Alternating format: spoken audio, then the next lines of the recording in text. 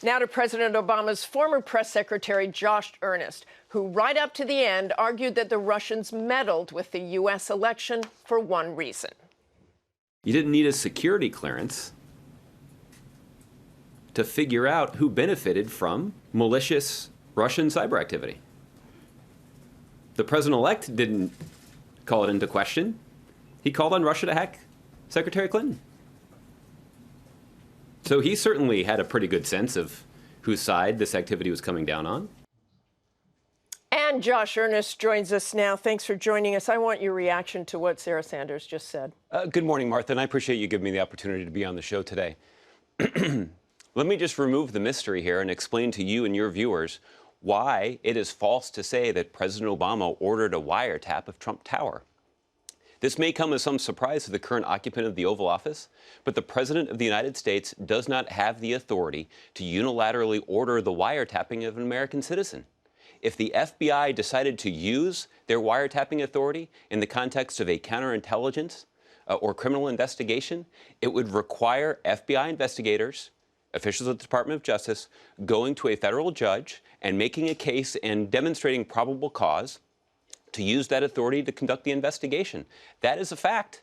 And here's the other thing that we know, Martha, and let's just remove the mystery from all this. We know exactly why President Trump tweeted what he tweeted, because there is one page in the Trump White House crisis management playbook, and that is simply to tweet or say something outrageous to distract from a scandal. And the bigger the scandal, the more outrageous the tweet. We know about that denial from President Obama and the law as well.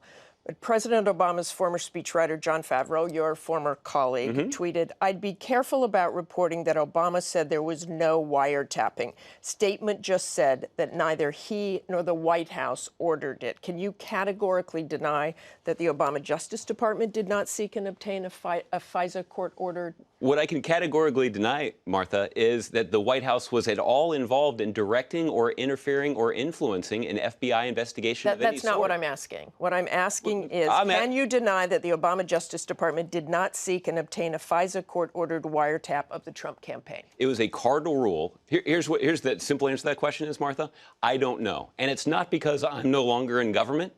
The fact is, even when I was in government, I was not in a position of being regularly briefed on an FBI criminal or counterintelligence investigation.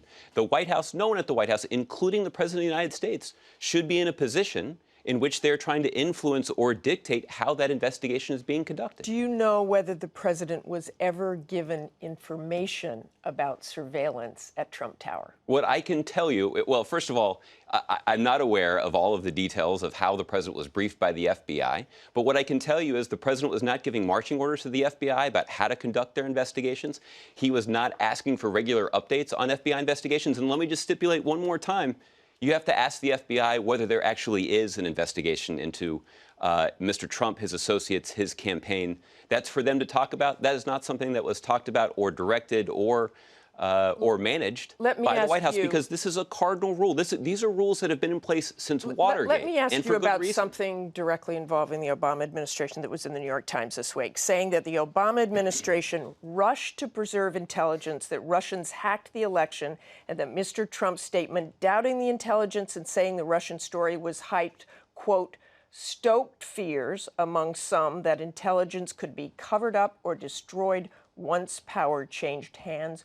Was there a scramble to spread information about the Russian efforts in the final days of the administration? In the final days of the administration, Martha, what you'll recall is President Obama ordered the intelligence community to conduct a top-to-bottom review of Russia's involvement in the 2016 presidential election.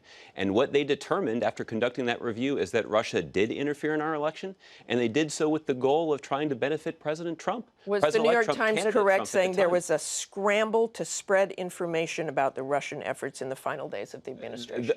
I did not speak to the journalist for that New York Times story. What I can tell you is what the White House did. And what the White House did was order the intelligence community to conduct this review. They released the results of that review on the president's order, an unclassified version. And what the president said is it's important for the intelligence community to be honest and to brief senior officials in the U.S. government. So, yes, they did give briefings to senior officials, Democrats and Republicans, in the House of Representatives, in the United States Senate, and even to the president-elect in his office, because it was important for people to understand exactly what Russia did to interfere in this election, and it was important for the president-elect's team to understand what they were going to confront Are when they took you office. concerned the current administration is trying to quash the investigation or even destroy evidence? I can't speak to whether or not there is an investigation, but what I can tell you is it is clear that President Trump is working very hard to try to distract the American public and the news media from the growing scandal about why his administration and why he himself has, at best, not been forthcoming about their talks and their ties with Russia, whether it's Paul Manafort, Carter Page, Roger Stone, J.D. Gordon, Mike Flynn, Jeff Sessions. It's almost like a Russian novel to try to keep up with all these conversations. Seb Gorka, a deputy assistant to President Trump, is accusing President Obama of being behind recent leaks from the intelligence community. Can you say that no Obama staffers have been involved in leaks? Martha, what I can tell you is that the men and women of our intelligence community are patriots, and these are professionals who have served presidents in both administrations, and they took an oath to protect this country and set aside their own political views, and that's what the men and women of our intelligence community do. And they should be lauded for that. They put their lives on the line to keep us safe. They deserve the support of the administration. They deserve the support of the White House. They don't deserve to be attacked or accused of having a political motive. Thanks very much for joining us this morning, Josh. Thanks for the opportunity, Martha.